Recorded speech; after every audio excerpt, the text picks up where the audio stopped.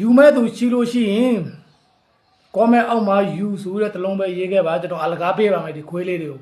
ညပွားစွန်းကတော့ဒီခွေးလေးတွေပဲဒီခွေးတွေပဲကျွန်တော်စီမှာပွားစွန်းကတော့ဒီခွေးတွေပဲဒါကျွန်တော်ရောက်ချနေပါတယ်လို့ဒါပေမဲ့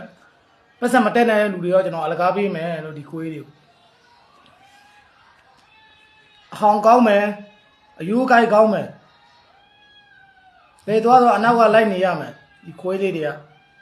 ယူမဲ့သူရှိရင်ကောမဲမှာယူဆိုပြီးတလုံးပဲရေးခဲ့ပါရောက်ချနေပါတယ်ဒီခွေးလေးတွေအဟောင်ကောင်းလို့ကျွန်တော်မွေးထားတာခွေးလေးတွေပဲဖြစ်ပါတယ်ဒီခွေးလေးတွေကကျွန်တော်ရောင်းမလို့ပတ်စံမတက်နိုင်တဲ့လူတွေဆိုရင်တော့ကျွန်တော်အလကားပဲပေးပါမယ်လို့အဲ့ဒါကြောင့်ယူမဲ့သူရှိလို့ရှိရင်ယူဆိုပြီးတော့တလုံးပဲကောမဲမှာမင်းခဲ့ပေးပါ